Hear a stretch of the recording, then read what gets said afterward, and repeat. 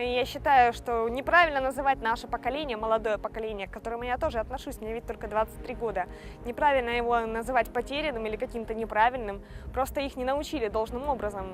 Каждая вахта особенно интересна по-своему, то есть где-то новый грунт, новые люди, новое общение. Все обожженное, все разбомбленное. Солдаты превратились в деревья.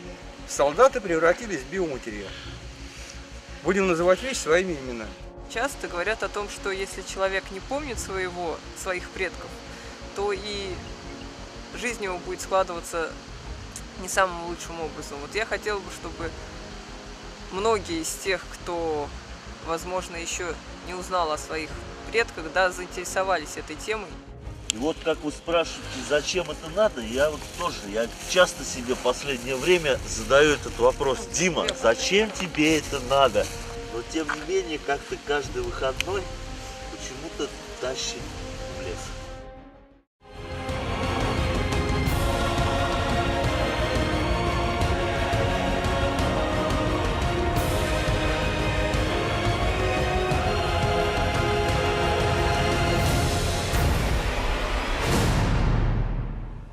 Запомнились строки из письма одной древней старушки в адрес поисковиков о том, что она не имеет права умереть, пока не узнает, где лежат косточки ее сына, не вернувшегося с войны.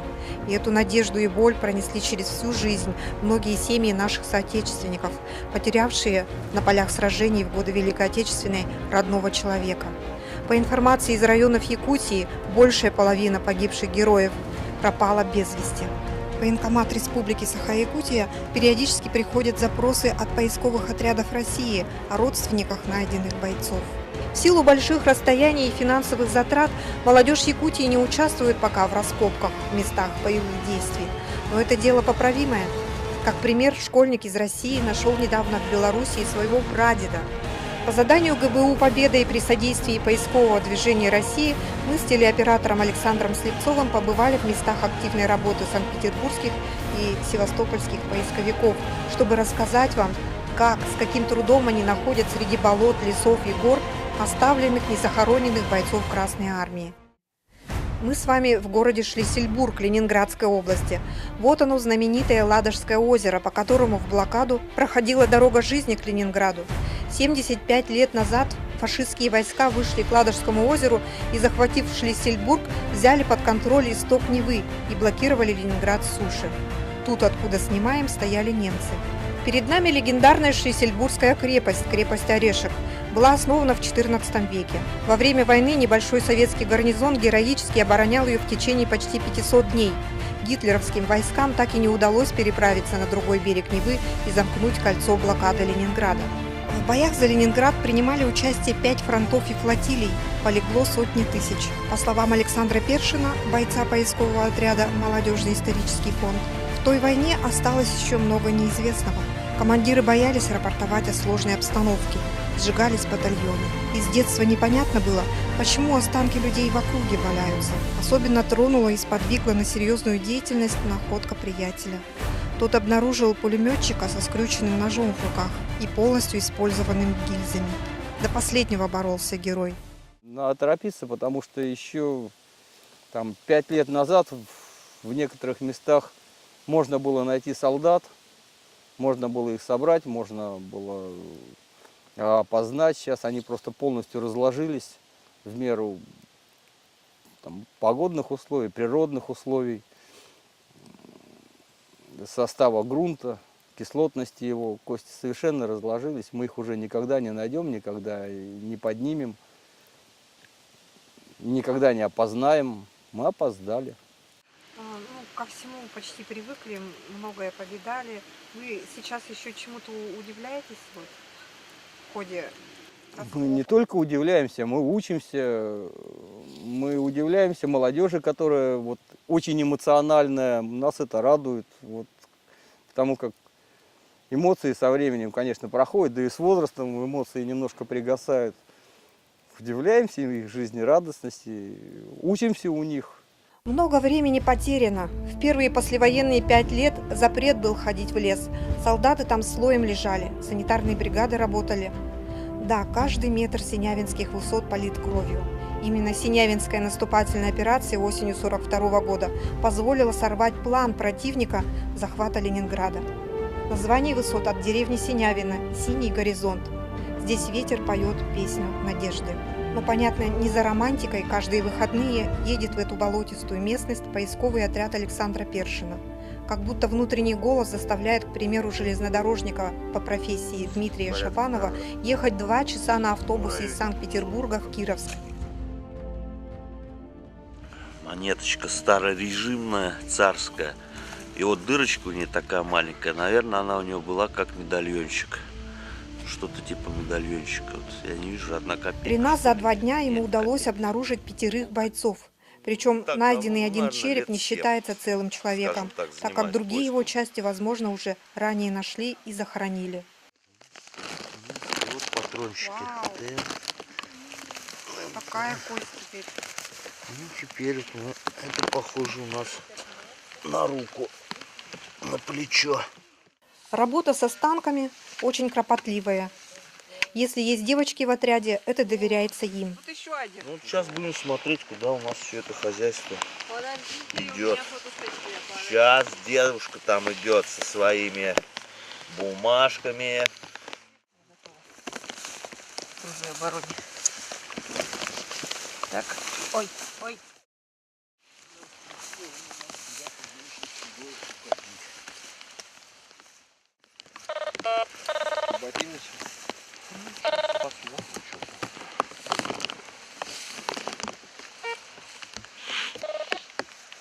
Готово.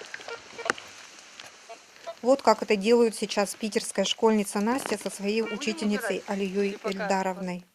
Не должно быть брезгливости к солдату, который тебя защищал, учат нас поисковики. Требуется уважительное отношение к останкам, в том числе знания по анатомии, антропологии, к примеру.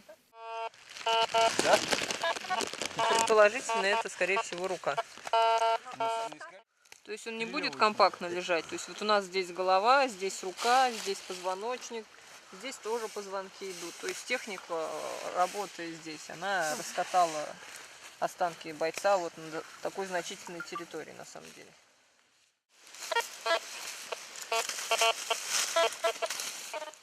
К недетскому делу допускаются подготовленные школьники с 14 лет. У Насти вот прадед и прабабушка воевали. Озеро, рядом с которым мы с ней общаемся, это Воронка.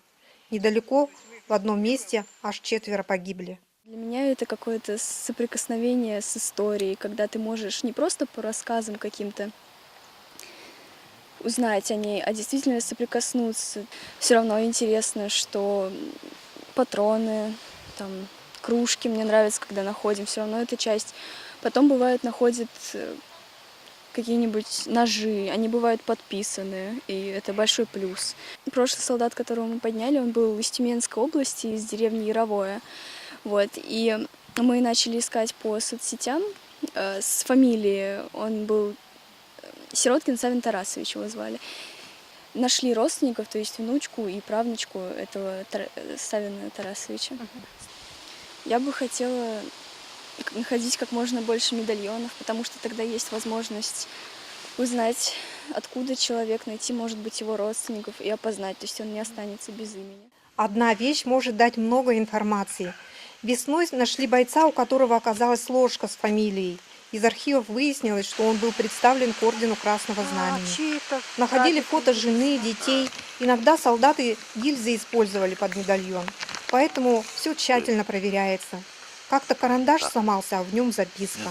Нашлась граната РВД, что к рюкзаку прикреплялась. Значит, солдата надо искать в радиусе 1,5 метров от нее. Металлоискатель на мете алюминий издает разные звуки. Вот наш командир нашел бойца среди корней 3 мощных деревьев. Ботинки со шнурками, ложка сохранились. Зону карманов надо очень аккуратно отрабатывать, так как в нем может быть медальон.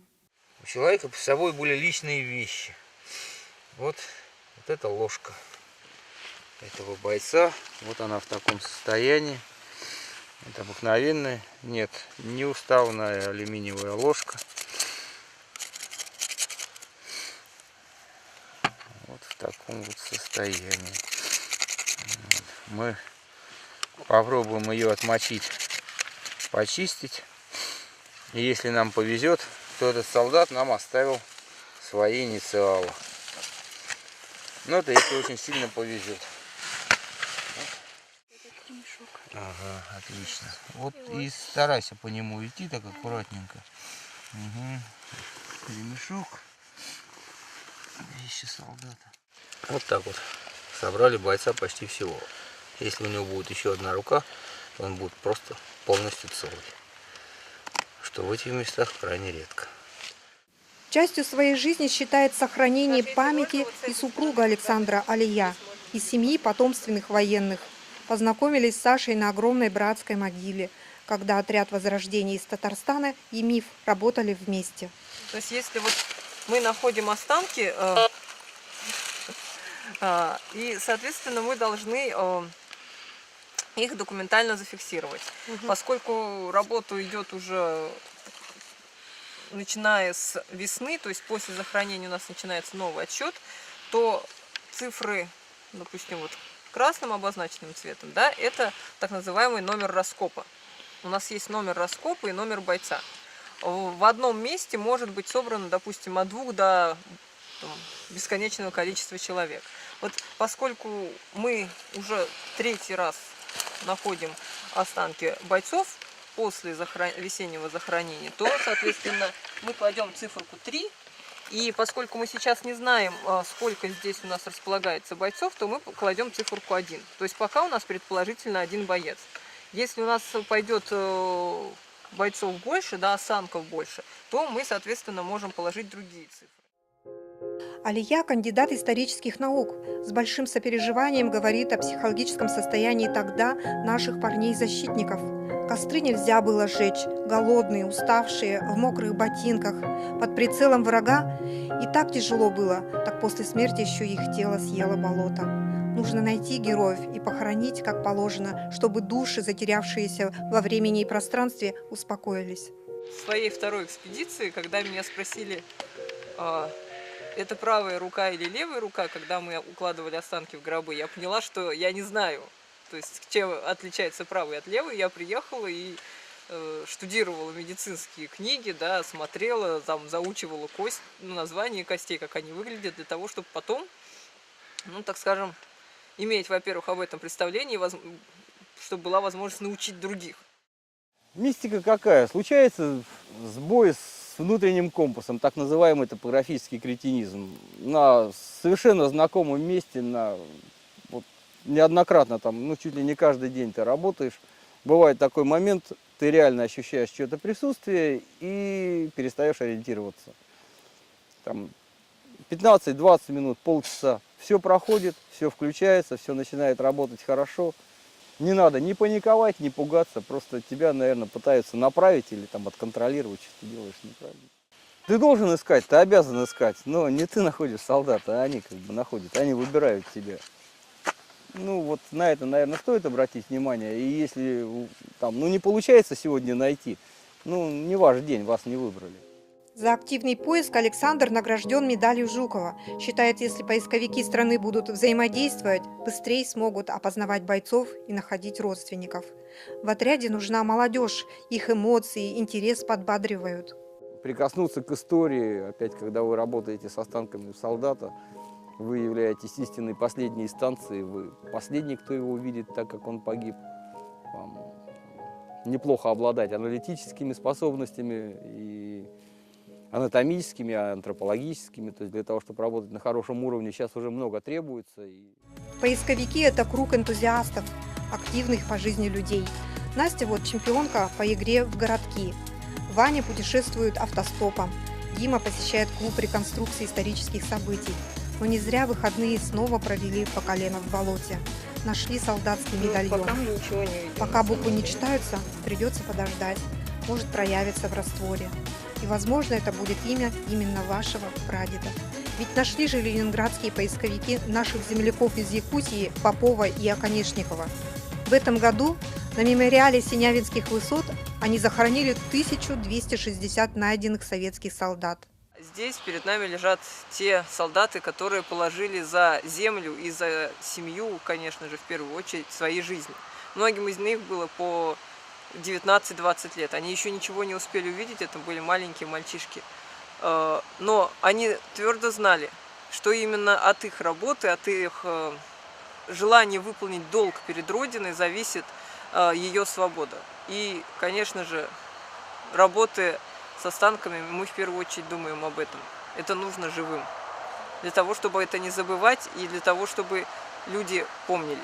Память – это огромная на самом деле сила, которая позволяет преодолевать всевозможные трудности. Те, кто занимается поисковой деятельностью, это люди особенные. Мы не занимаемся это ради того, чтобы получить какую-то прибыль. Мы считаем, что мы выполняем тот долг, который, возможно, когда-то должно было сделать государство. Но до сих пор на боях и на местах сражений находятся тысячи человек, да, которые не захоронены. И вот для того, чтобы выполнить свой долг перед ними, мы должны работать. Насколько будет это возможно, насколько хватит сил. И вы спрашиваете, откуда берутся силы, я думаю, в том числе и те солдаты, с которыми мы работаем, именно они эти силы нам, собственно, и дают.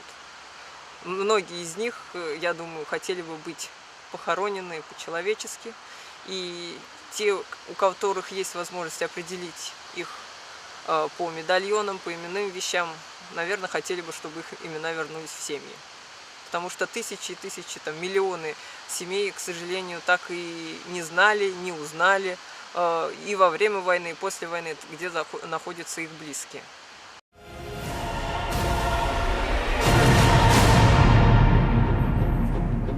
По официальным данным, потери Якутии в Ленинградской битве составили более 2500 человек, не считая раненых и пропавших без вести.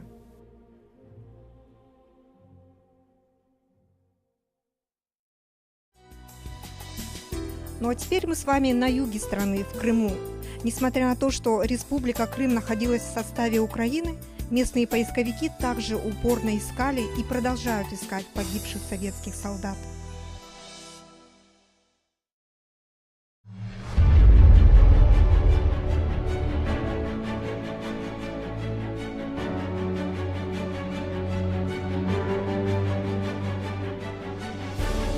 Улица Якутская в Севастополе названа в честь якутского полка, участвовавшего аж в Крымской войне 1854 года. Кстати, тогда служили в армии 25 лет. Администрации Якутска в подарок детям Крыма здесь установлен игровой комплекс. Вы поразились, какие доброжелательные, отзывчивые люди живут в Крыму. Несмотря на высокие цены на товары, сокращение потока туристов, закрытием железнодорожных сообщений. Море, история города у севастопольцев в крови. Поисковики находят до сих пор и ядра Крымской войны XIX века. Со вступлением в Россию у них появилась небольшая грантовая поддержка. В этом году была очень большая вахта памяти. Примерно 200 человек участвовало с разных регионов. Взяли неизвестную сторону Второй мировой. Нашли 41 человека. Как мы заметили, поисковая работа объединяет судьбы. Свою жену Дашу Александр на озере спас. Теперь вот уезжают в поле уже со своим сынулей, Севой, севастопольский, то есть. Дарья хочет воспитать из него настоящего мужчину. Заметим, она одна из первых организовала в России школу молодого поисковика. Изучают взрывоопасные предметы, глубинный металлодетектор до 2 метров ловит и, конечно, историю. А стоим мы на орудийном дворике 116-й береговой батареи. Вот здесь вот на этих шпильках стояло орудие Викерса калибра 130 мм. Орудия эти сняты с крейсера «Червона Украина», который был затоплен немцами возле Графской пристани в ночь с 12 на 13 ноября 1941 года.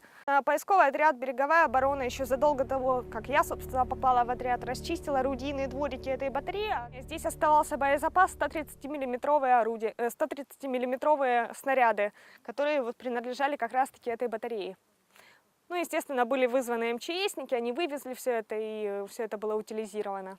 Запомнилось, как нашли полк морской пехоты, 59 погибших в одной яме. Потом авиабомбу на месте взрывали. Поисковый отряд «Береговая оборона» занимается фортификацией, раскапывает и приводит в порядок огневые точки укрепления. 966 объектов у них в каталоге. Вот. Здесь вот при расчистке достаточно много рваного боезапаса нашлось.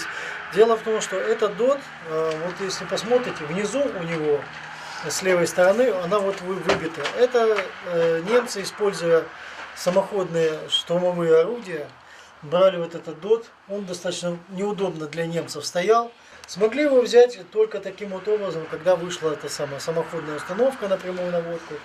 Не расстреляла ДОТ, то тогда погиб расчет, тогда он взорвался боезапас. Вот. И вот мы здесь, когда чистили, ну, бойцов мы находили вот в таких вот маленьких фрагментах. Вот.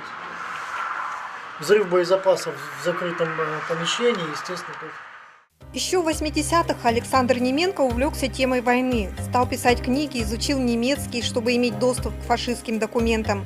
У них они велись аккуратней, и многое пришлось узнавать оттуда. В последующем выявили целые полки, которые не числились, люди исчезли в никуда.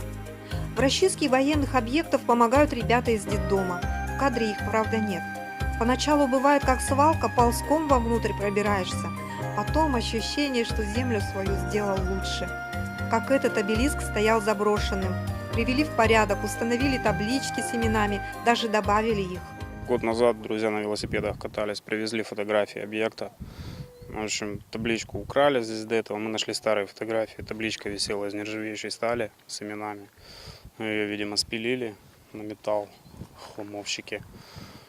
Вот. Было принято решение поднять списки. Искали в УБД пару месяцев, списки восстановили. Вот ребята помогли сделать таблички, приехали, установили. То есть вы вернули имена этому захоронению, да? Ну да, при том, что до этого здесь даже списки неполные висели. Вот, нашли людей, нашли привязки по УБД. Есть определенный план работы у каждого отряда, мы его согласуем с Министерством обороны. Мы уполномочены на ведение, мы единственная организация в Севастополе, которая уполномочена на ведение поисковых работ. Вот. В общем-то, если честно говорить, так, кто не с нами, тот работает уже незаконно, потому что план согласовывается на всех уровнях, на уровне государственном. Вот. Этот план имеется только у нас. Вот. И мы стараемся как бы подтягивать, чтобы все были с нами, чтобы все шли в одном строю. С чем это связано? Очень важно, чтобы имена не уходили в безвестие. Вот работали достаточно долго до этого поисковики. А ведь ни одно имя не попало толком ни в Министерство обороны, ни в ОБД «Мемориал». Мы передаем сейчас всех имена, которые установлены в Министерство обороны, они вносятся в ОБД «Мемориал». Родственники получают возможность перевести останки на свою родину. А найденные бойцы, ну скажем так, перезахораниваются в установленных, специально оборудованных как бы кладбищах, им воздаются воинские почести, все как положено. Вот. Это только с этим связано то, что мы стараемся объединить вокруг себя ребят остальных из других поисковых отрядов, только для того, чтобы работать в правовом поле. К слову, во многих регионах России сегодня действуют отделения поискового движения. Рядом с нами в Новосибирске, Чите, Бурятии есть. На Ямале, допустим, поисковики были всегда. И каждый отряд, созданный в муниципальном образовании, ему оказывается помощь со стороны администрации муниципального образования, со стороны школы и также тех учреждений, которые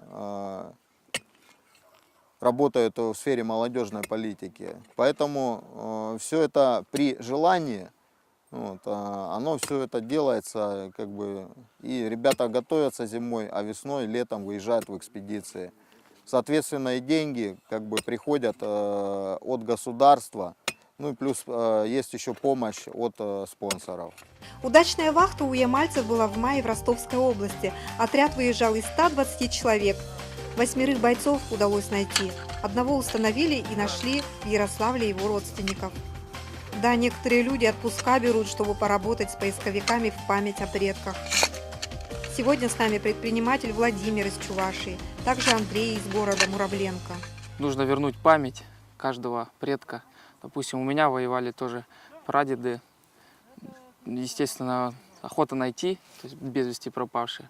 И в своем городе мы выехали первые на экспедицию, то есть до нас ездили только взрослые уже, а детьми выезжали мы первые. То есть, и вот уже, получается, с 2010 года езжу на экспедиции как можно чаще. Что впечатляет? Ну, наверное, больше не впечатляет, а больше будоражит. Вот это состояние благодарности, безграничной памяти тем людям, которые воевали ради нашей жизни сейчас. Меня удивляет то, что когда мы работаем по расчистке, по приведению в достойный вид наших объектов, люди к нам подтягиваются. Приходят люди просто так, стараются помочь нам. И с каждым днем все больше и больше и больше. Каждый выход привлекает к нам разных людей. К нам уже приезжают люди из самых разных регионов. Ну, это то, что важно для моей души. Дело в том, что у меня есть такая, скажем, вина перед моими, может быть, предками.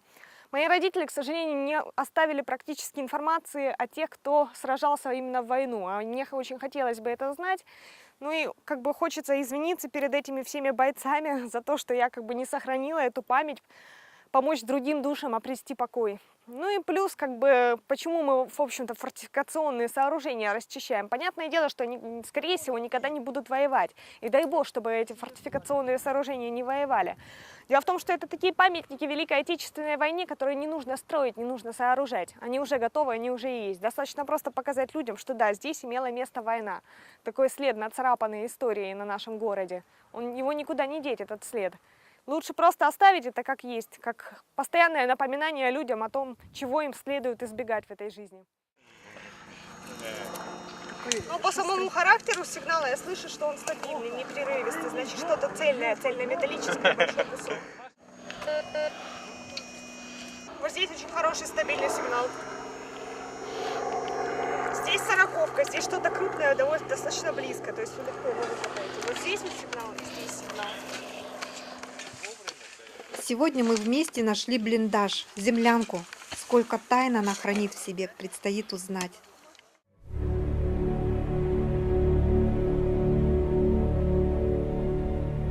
Не должно быть неизвестных солдат. Ведь погибший воин был чьим-то сыном, отцом, братом. Он нужен живым.